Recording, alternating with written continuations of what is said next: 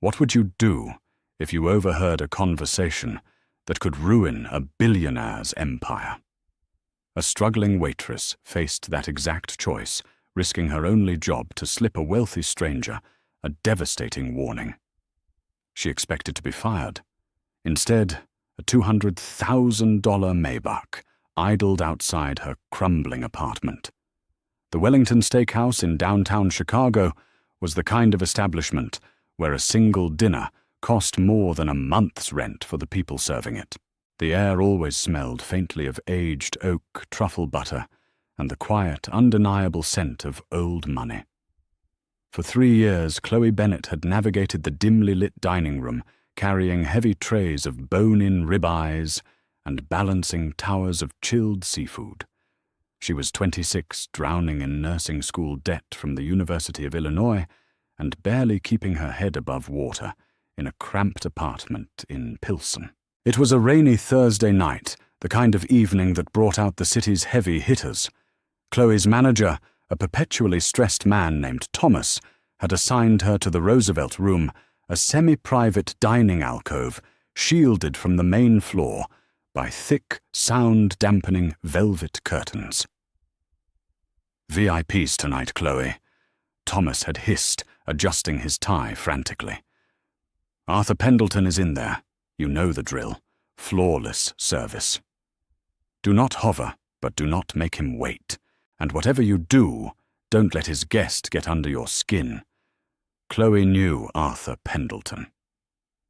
In the cutthroat world of Chicago, real estate, Pendleton Commercial Properties, was a titan.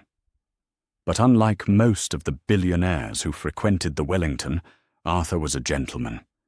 At 68, with neat silver hair and a quiet demeanor, he always ordered a Macallan 18, neat and treated the staff like human beings. He was a widower, and there was often a profound, quiet sadness in his eyes. His guest, however, was a different story entirely. Derek Whitmore was Arthur's chief operating officer, and supposedly his most trusted friend. He was in his mid-40s, wore suits that were a little too tight, and sported a flashy gold Audemars Piguet watch that he made sure everyone noticed. Derek had a habit of snapping his fingers to get a server's attention, and looking right through people who made less than 6 figures. "I'll have the Wagyu," Derek ordered loudly, not even glancing at Chloe as she stood at the edge of the table. "And don't burn it like the kitchen did last time. If it's over medium rare, I'm sending it back and you're paying for it." "Of course, sir," Chloe said, her voice perfectly level, despite the spike of irritation in her chest. "Derek, please." Arthur intervened softly, his deep voice carrying a tired edge. "There's no need for that. The Wellington has never served us a bad meal." He turned to Chloe with an apologetic smile. "I will have the Dover sole, Chloe. Thank you." For the next hour, Chloe executed her duties, flawlessly disappearing and reappearing like a ghost. The dinner progressed through appetizers and expensive wine. Whenever she entered the room, Derek was usually talking loudly about profit margins, aggressive acquisitions, and how he was handling the firm's new massive development, the River North Plaza.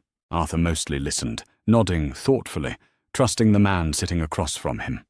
It was during the transition to the main course that everything changed. Arthur had excused himself to take a call from his daughter in the lobby, leaving Derek alone in the Roosevelt Room. Chloe, carrying a tray of fresh silverware, approached the heavy velvet curtains. She reached out to part them, but stopped dead in her tracks when she heard Derek's voice. It wasn't his usual booming, arrogant tone. It was low, hushed, and urgent. He was on his cell phone, pacing in the shadows near the corner of the room. "Listen to me, Harrison," Derek hissed. "I don't care what the board thinks right now. The board is blind. Arthur completely trusts me." Chloe froze. Her hand hovered millimeters from the velvet. Instinct told her to walk away, to go back to the kitchen and wait. But something in the venomous tone of Derek's voice rooted her to the floorboards.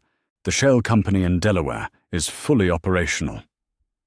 Derek continued, a sickeningly smug edge creeping into his voice. We have quietly diverted 30% of the River North capital into it. By the end of Q3, the project will default. Pendleton Commercial will bleed out, and Arthur will take the entire fall. His shares will drop to pennies. There was a pause as the person on the other end spoke. Chloe's heart hammered against her ribs. She was standing barely 2 feet away, separated only by a curtain. If Derek walked out, he would see her. Exactly, Derek chuckled darkly. When the stock tank's Caldwell Equities swoops in and buys him out for nothing. I get my CEO seat at Caldwell, and Arthur gets a forced early retirement in disgrace. Just make sure the Cayman transfer's clear by Friday, before the audit. If Arthur sees the discrepancies before, then we're dead. Chloe felt the blood drain from her face. Caldwell Equities was Arthur Pendleton's biggest rival. Everyone in the city knew that. Derek wasn't just embezzling, he was orchestrating a hostile takeover from the inside, deliberately sabotaging a billion-dollar development to ruin the man who trusted him. Suddenly, Derek's footsteps pivoted toward the curtain. Panic seized Chloe. She spun around and practically flew down the carpeted hallway, her heart threatening to crack her ribs open. She ducked into the waiter's station, just as Derek pushed through the curtains, looking around the hallway with a suspicious glare, before retreating back into the room. Chloe stood in the cramped station, clutching her serving tray so tightly her knuckles turned white. Her breath came in short, jagged gasps. What do I do? She thought, her mind racing. It's none of my business. It's billionaire corporate warfare. If I say anything, Derek will deny it. I'll look like a crazy person, and I'll be fired on the spot. She desperately needed this job. Her landlord, Mr. Henderson, had already taped a final warning notice to her door that morning. If she couldn't make rent next week, she and her 6-year-old rescue dog, Buster, were going to be on the street. She couldn't afford to play the hero, but as she looked out across the dining room and saw Arthur Pendleton returning to the table, an honorable man about to lose his life's work to a snake, her conscience flared with a heat she couldn't ignore. The rest of the service felt like a fever dream. Chloe moved on autopilot, pouring a $400 bottle of Opus One that Derek had ordered to celebrate their upcoming success. Every time Derek smiled at Arthur, raising his glass in a toast to their friendship, Chloe felt physically sick. She retreated to the back kitchen, staring blankly at the stainless steel counters. She had to warn him. But how she couldn't just walk up to the table and announce that his best friend was a traitor. Derek would destroy her. He had the money and the power to ruin her life, to ensure she never got hired anywhere in Chicago again. It had to be discreet. Chloe pulled out her small black leather server pad. She tore a crisp blank piece of Wellington stationery from the back. Her hands shook uncontrollably as she clicked her pen. She had to make it brief, specific, and undeniable. She thought back to the exact words Derek had used. Taking a deep breath, she wrote in sharp, clear print at Mr. Pendleton. I overheard your guest on the phone. He is working with Caldwell Equities. He mentioned a Delaware shell company, hidden Cayman transfers, and bankrupting the River North project by Q3 to force a buyout. Check the accounts before Friday's audit. Your Waitress. She stared at the note, terrified of the ink on the page. It felt like a bomb. She folded it perfectly in half, and then in half again, until it was a tiny, unassuming square. The time came to drop the check. The bill was exorbitant, over $1,500. Chloe placed the printed receipt into the heavy black leather presenter. Usually she handed it to whoever asked, but tonight she deliberately walked to Arthur's right side. She slipped the folded square of paper into the presenter, tucking it directly behind the slot meant for the credit card, ensuring he would have to touch it to pay. Thank you, gentlemen. Chloe said, her voice remarkably steady. "Whenever you are ready." She turned and walked away, but positioned herself near the wine station, pretending to polish a glass, while keeping her eyes locked on the Roosevelt room's reflection in a decorative mirror. She watched Arthur pick up the leather booklet. Derek was busy looking at his phone, typing furiously, probably finalizing the very betrayal Arthur was oblivious to. Arthur opened the booklet. He reached for his black American Express card, and as he did, the white square of paper fluttered out onto his lap. Chloe stopped breathing. The glass in her hand felt like it might shatter under her grip. Arthur picked up the note. He unfolded it. He read it. From the mirror's reflection, Chloe watched the billionaire's face. There was no theatrical gasp, no sudden slamming of fists. For a terrifying 10 seconds, Arthur Pendleton went completely still. His eyes scanned the few lines of text twice, maybe 3 times. Then the warmth in his demeanor, the gentle, tired kindness that he always carried, vanished. His jaw set into a rigid, stone-cold line. His eyes darkened, taking on a ruthless, calculating intensity that reminded Chloe exactly how a man builds a billion-dollar empire from the ground up. Arthur calmly refolded the note and slipped it into the breast pocket of his bespoke suit. He pulled out his credit card and placed it on the tray. "Everything all right, Artie?" Derek asked, finally glancing up from his phone, a greasy smile plastered on his face. "Perfectly fine, Derek," Arthur replied, his voice smooth, cold, and quiet. "Just thinking about Friday. We have a lot of accounting to look over." Derek chuckled, oblivious to the trap clamping shut around his ankle. "Don't sweat the audit, old man. I've got everything handled. You just focus on the ribbon cutting." "I know you do," Arthur said softly. When Chloe returned to process the payment, neither man looked at her. She ran the card, printed the slips, and brought the book back. When she returned later to clear the table, the men were gone. Inside the book, Arthur had left a $500 cash tip on top of the credit card receipt. There was no other message, no acknowledgement of the note. The shift ended at 1 a.m. Chloe changed out of her uniform, the adrenaline finally crashing and leaving her exhausted and terrified. As she took the rattling Blue Line train back to Pilsen, paranoia set in. What if Arthur didn't believe her? What if he showed the note to Derek, and Derek demanded the restaurant hand over the security footage to see who wrote it? She had risked her entire livelihood on a hunch that a billionaire would trust a waitress over his COO. She arrived at her dilapidated apartment building just after 2 a.m. The hallway smelled of boiled cabbage and damp carpet.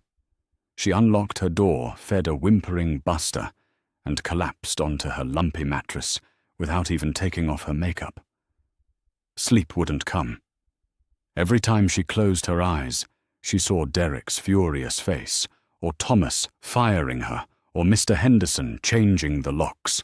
She tossed and turned, her mind spiraling into worst-case scenarios until the grey light of dawn began to creep through her cracked blinds. At 8 a.m., her phone buzzed. It was an automated text from her bank account, balance $42.18. Chloe groaned, rubbing her burning eyes. She dragged herself out of bed to make a cup of cheap instant coffee. She walked to her tiny living room window, pulling back the blinds to check the weather. Her breath caught in her throat. Parked directly in front of her crumbling brick apartment building, aggressively out of place among the rusted Honda Civics and dented pickup trucks, was a vehicle that looked like a spaceship. It was a massive, pristine, midnight black Mercedes Maybach S580. Its tinted windows reflected the grim, overcast Chicago sky. As Chloe stared frozen, the driver's side door opened. A man stepped out. He was built like a tank, wearing a perfectly tailored dark suit and an earpiece. He didn't look around at the neighborhood. He looked straight up, his eyes locking directly onto Chloe's second-floor window. Then He pulled a sleek black envelope from his jacket and began walking toward the entrance of her building. A sharp, heavy knock echoed through Chloe's tiny apartment, rattling the cheap brass peephole. Buster, her terrier mix, began to bark, frantically, darting between her legs. Chloe stood frozen in the middle of her living room, her worn, oversized sweater suddenly feeling like a paper-thin defense against whatever was outside. She tiptoed to the door and pressed her eye to the glass. The hulking man in the dark suit was standing perfectly still, his hands clasped in front of him. He wasn't reaching for a weapon. He was holding the black envelope. With a trembling hand, Chloe unbolted the locks and opened the door a fraction of an inch. "Chloe Bennett?" the man asked. His voice was a deep, gravelly baritone, but surprisingly polite. "Yes." She managed to squeak out her knuckles white on the doorframe. "My name is Liam Gallagher. I am the head of personal security for Mr. Arthur Pendleton," he said, holding out the sleek black envelope. It was made of thick, matte cardstock, sealed with a silver wax crest. "Mr. Pendleton sends his deepest apologies for the early intrusion. He respectfully requests that you accompany me to his office immediately. Your employer at the Wellington has already been notified that you will not be attending your shift today or any day going forward with full compensation." Chloe's stomach plummeted. He got me fired. The thought hit her like a physical blow, but when she took the envelope and broke the silver seal, she didn't find a termination notice or a legal threat. Inside was a crisp handwritten note on heavy stationery. "Chloe, you saved my life's work. Please allow me to thank you properly. Liam will bring you to me. Arthur." 30 minutes later, Chloe was sitting in the back of the Maybach. The interior smelled of rich leather and cedar. The world outside the tinted glass was silenced, transforming the chaotic Chicago morning commute into a muted, distant movie. Liam navigated the massive car toward Wacker Drive, pulling into the private underground garage of the Pendleton Tower, a gleaming 60-story skyscraper of glass and steel. She was escorted up a private elevator that bypassed the lobby and opened directly into the penthouse executive suite. The space was breathtaking. Floor-to-ceiling windows offered a panoramic view of the Chicago River and the sprawling city skyline. But Chloe barely registered the view. Her eyes were fixed on the group of people gathered around a massive mahogany boardroom table. Arthur Pendleton stood at the head of the table, looking significantly more exhausted than he had the night before. His tie was loosened, and a half-empty cup of black coffee sat in front of him. Flanking him were two sharp-looking individuals, a severe grey-haired woman in a navy pantsuit, and a younger man furiously typing on a laptop. "Chloe," Arthur said, his face softening with genuine relief as she entered. He stepped forward, offering his hand. "Thank you for coming. I know my methods this morning were imposing, but time was of the essence." Chloe shook his hand nervously. "Mr. Pendleton, I didn't know what else to do last night. I was terrified." "You did exactly what needed to be done," Arthur said, gesturing to the woman beside him. "This is Beatrice Sullivan, my lead counsel, and this is Simon Croft, our head of forensic accounting. When I read your note, I didn't want to believe it. Derek and I have worked together for 15 years. He was the godfather to my late wife's charity foundation, but a smart businessman trusts and verifies." Simon Croft looked up from his laptop, pushing his glasses up his nose. "Thanks to your specific mention of the Delaware Shell Company and the Friday audit, Mr. Pendleton called me at 2 a.m. We initiated a hard lockdown on the company servers. Because we moved in the middle of the night, we caught the digital trail before Derek's automated scripts could wipe the internal logs this morning. He was moving $40 million into offshore accounts by noon today." Beatrice Sullivan added her voice like cracking ice. "And he had already drafted the press release for Caldwell Equities to announce their acquisition of our River North assets. It was a flawless corporate assassination. If you had waited even 12 hours to tell someone, Chloe Pendleton Commercial would have been gutted. Suddenly, the heavy glass doors of the boardroom flew open. "What the hell is going on here?" a voice roared. Chloe instinctively stepped back.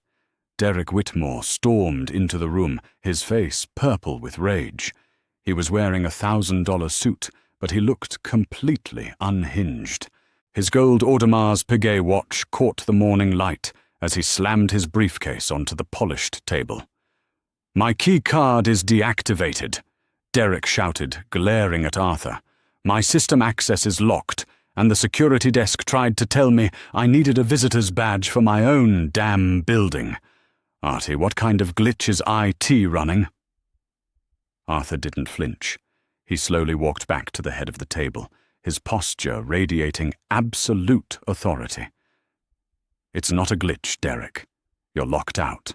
Derek's eyes darted around the room, taking in Beatrice's cold stare and Simon's laptop. Then his gaze landed on Chloe. He blinked confused for a fraction of a second.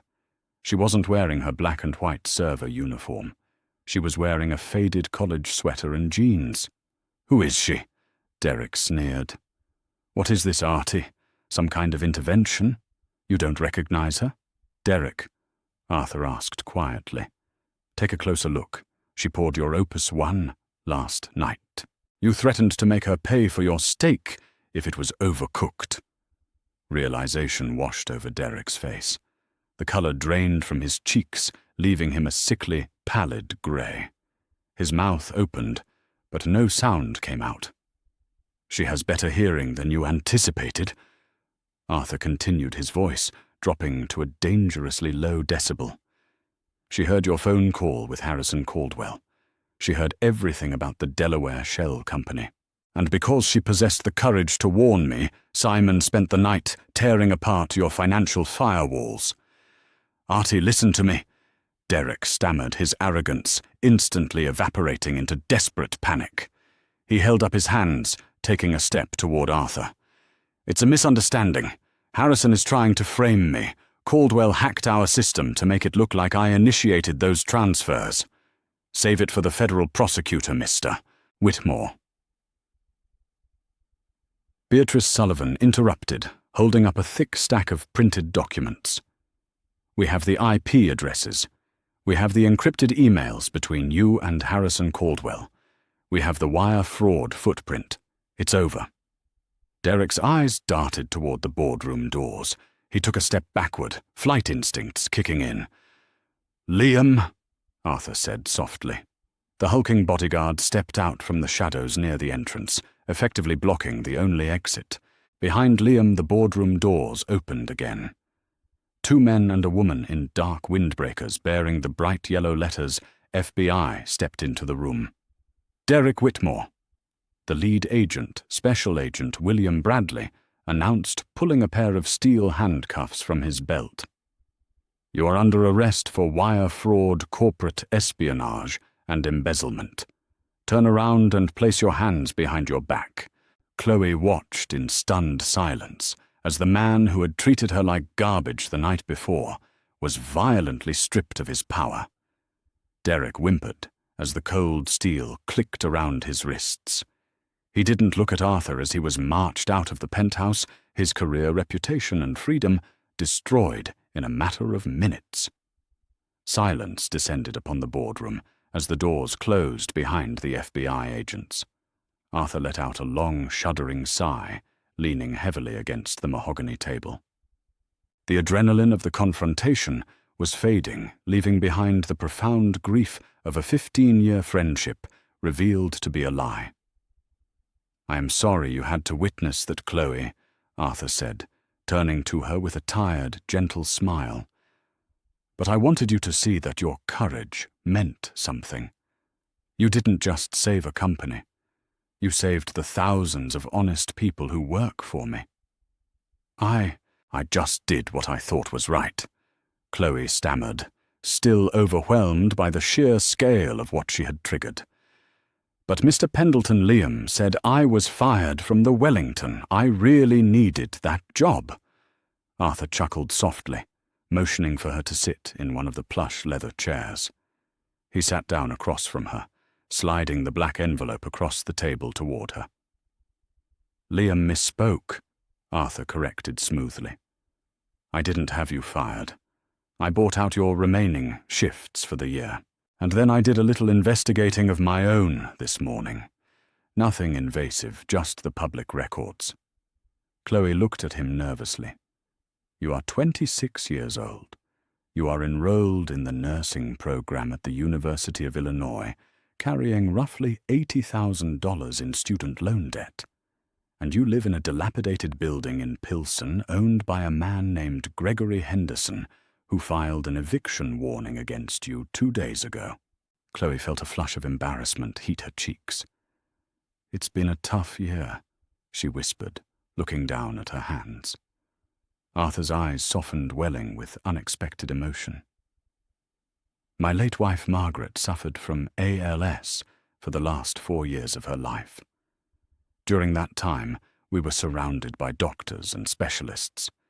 But the people who truly carried us, the people who showed Margaret dignity and grace in her darkest hours, were the nurses. It takes a special kind of heart to pursue that calling. He tapped the black envelope resting in front of her.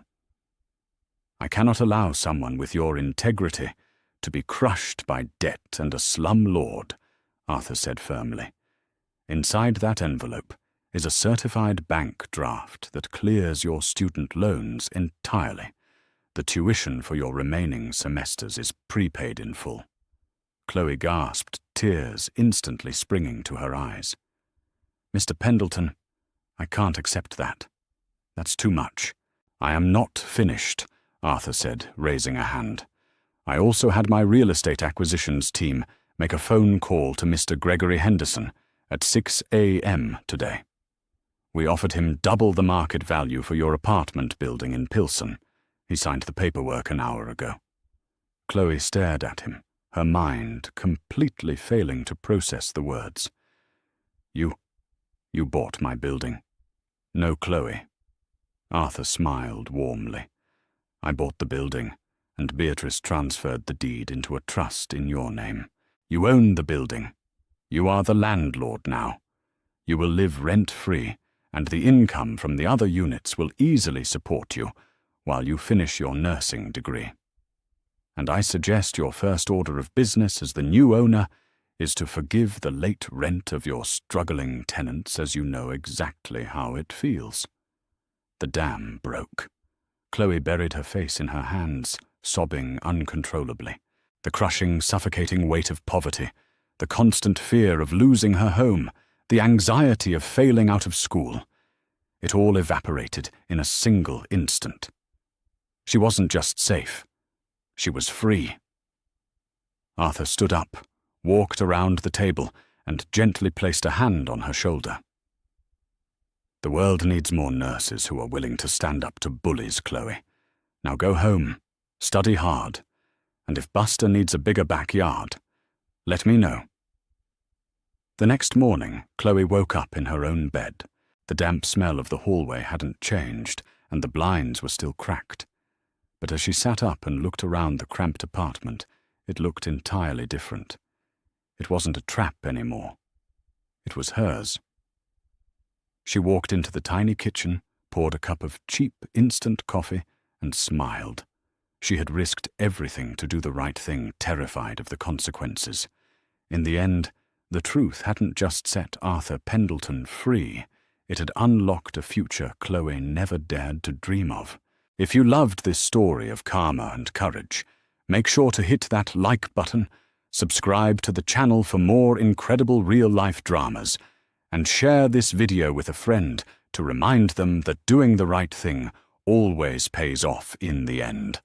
Leave a comment below. Would you have risked your job to warn the millionaire?